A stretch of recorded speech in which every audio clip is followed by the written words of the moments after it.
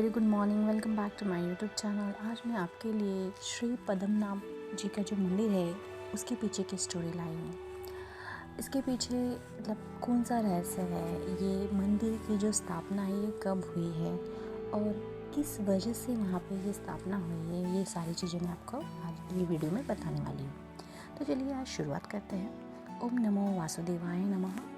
श्री पद्मनाभ स्वामी का जो भव्य मंदिर है वो केरल की सुंदर राजधानी तिरुवनंतपुरम के मध्य भाग में स्थित है। ऐसा कहा जाता है कि ये जो मंदिर है ये शहर का एक मेन केंद्र है। मंदिर के चारों ओर चौड़े रथ हैं और बीच में बस्तियां हैं। ठीक है, रथ पथ के चारों ओर किले की ऊंची ऊंची दीवारें हैं। पूरब, पश्चिम, दक्षिण की दीवारें पूरी तरह से सुरक्षित है, बट उत्तर का जो भाग है किले का वो आधा गिर गया है।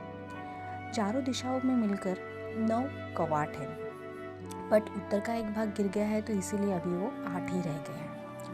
किले के बाहर एक विशाल जो क्षेत्र है वहाँ पे तिरुवनंतपुरम की जो राजधानी का जो शहर है वो अपना फैलाव बढ़ा रहा है, विस्तार बढ़ा रहा है। क्योंकि ये मंदिर की जगह है तो काफ़ी लोग यहाँ पे आते हैं और ऐसा मानते हैं कि भगवान जी का ये स्थान है तो यहाँ पे हम रहे।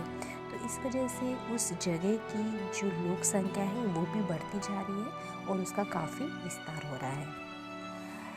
ये जो मंदिर है उसकी प्रतिष्ठापना किसने की है, इसके बारे में कहीं कुछ ऐसा लिखा नहीं है कि हाँ इसी वजह से ये मंदिर की स्थापना हुई है। अलग अलग इतिहासकारों का, अलग अलग ग्रंथों का अलग अलग कहना है। बट एक जो मान्यवर कवि थे और लेखक थे, इतिहासकार थे, उन्होंने ऐसा कहा है कि आज से कलयुग जब शुरू हुआ था उसका जो प्रथम दिवस था उस दिवस पे इस मंदिर की स्थापना हुई थी। मतलब आज से 5000 वर्ष पहले इस मंदिर की स्थापना की गई थी। और कुछ लेखककारों का मानना यह है कि कलयुग के प्रारंभ के बाद 950 वर्ष के बाद इसकी स्थापना की गई है। अलग अलग इतिहासकार, अलग अलग ग्रंथ, अलग अलग कहानियाँ बताते हैं, बट कोई ऐसा पक्का दावा नहीं है कि इस वजह से ही इस मंदिर की स्थापना की गई है।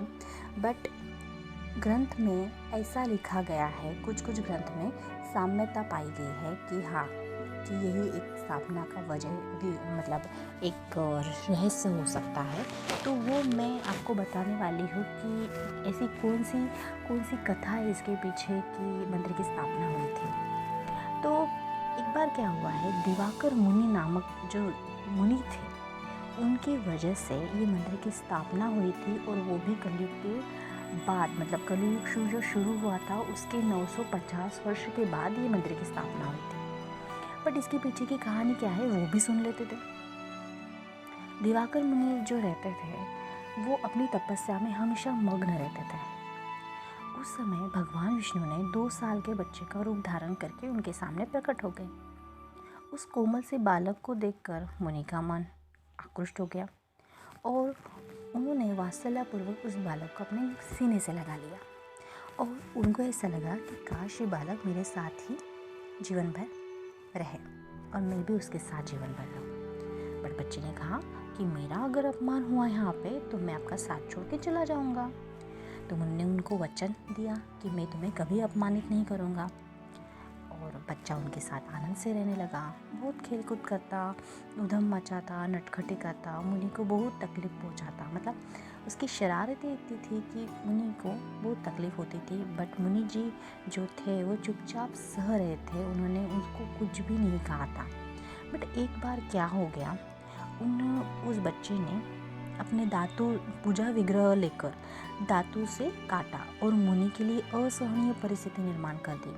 उसकी वजह से मुनि को डांट लगानी पड़ी बच्चे को और बच्चा ये सह नहीं सका और वो चला गया। फिर मुनि को अपनी गलती मालूम हुई और वो उसको ढूंढने के लिए उसके पीछे पीछे चले गए। बच्चे ने कहा था अगर मैं आपसे बिछड़ जाऊं तो आप मुझे अनंत कांडू नाम के वन में खोजना। मुनि जी उसकी तरफ चलते गए। बच्चा जिस दिशा में गया उस दिशा में मुनि जी गए और भागते भागते बच्चा समुद्र के किनारे में एक जंगल था, वहाँ से बड़े वृक्ष में अंतर्धान हो गया और वो पेड़ उखड़कर गिर गया।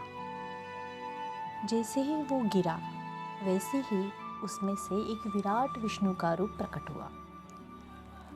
वो रूप इतना बड़ा था कि उनका, विष्णु जी का जो सिर था वो तिरुवल्लम नामक स्थान पे था और पैर त्रिपुरापुरम नाम के स्थान पर था। मुनि जी इतना बड़ा रूप अपनी आंखों से न देख पाए। उन्होंने कहा कि हे भगवंता, आप ऐसा रूप धारण करो जिसे मैं अपनी आंखों से देख सकूं।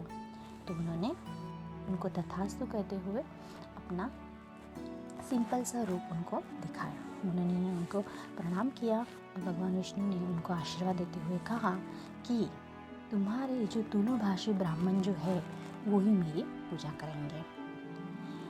तो ये एक कहानी है मंदिर के पीछे की, कि इस वजह से उन मंदिर की स्थापना हुई थी और दिवाकर मुनि जी ही उनकी पूजा, मतलब उनके जो तुलु भाषी जो ब्राह्मण हैं वही मंदिर की पूजा करते थे।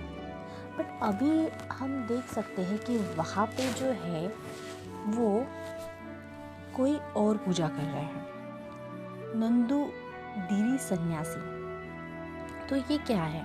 तो इसके पीछे की भी एक और कहानी है। ऐसा कहा जाता है कि विल्लमंगलम स्वामी थे उस समय और वो केरलीय नंदूदिर सन्यासी थे। इनकी जो कथा है और दिवाकर मुनि की जी की कथा है वो एकदम सेम है। ठीक है। जब विल्लमंगलम स्वामी जी को अनंतशय में पद्मनाभ रूप में भगवान विष्णु के दर्शन हुए तो उन्होंने भगवान को भोग चढ़ाने का तय किया। उनके पास कोई वस्तु नहीं थी, इसलिए उन्होंने कुछ आम के पेड़ उनको आसपास दिखे, उस पेड़ से आम के फल तोड़ लाए, बट उसे रखने के लिए भी उनके पास कुछ नहीं था। तो उन्होंने ज़मीन पर पड़े नारियल के छिलके लिए और उसमें आमों के फलों को रखकर उन्होंने उनको भोग चढ़ा दिया। तो आज भी पद्मनाभ जी के मंदिर में रोज सोने के बने नारियल के छिलके के आकार के बर्तन में आम का भोग चढ़ाया जाता है।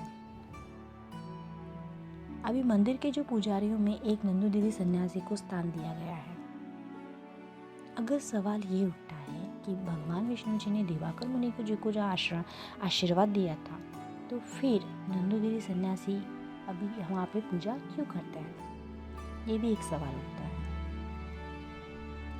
तो इस प्रकार बहुत सारी कथाएं मंदिर के बारे में हैं, बट ये जो कथाएं है वो प्राचीन ग्रंथों में मिलती है और काफ़ी मिलती जुलती है। अन्य ग्रंथों में इसका जिक्र किया गया है, इसीलिए मैंने आपको ये दो कथाएं बताई है कि भगवान विष्णु जी, मतलब पद्मनाभ जी स्वामी जी का जो मंदिर है वो उसके पीछे की कहानी क्या है। तो ये एक दो जो स्टोरी है वो उनके पीछे की है और काफ़ी जिक्र इनका किया गया है, बट ऐसा कुछ पक्का प्रूफ नहीं है कि ये ही स्टोरी इस मंदिर के पीछे है। बट ये स्टोरी हमने बहुत खोज कर आपके सामने लाई है। तो चलिए आज के वीडियो में इतना ही। मैं कल आपके लिए और एक अच्छा सा वीडियो लाऊंगी। तब तक के लिए नमस्कार। अगर आपको मेरा वीडियो अच्छा लगा तो आप उसको लाइक, सब्सक्राइब और शेयर करना ना भूलिएगा। Thank you so much.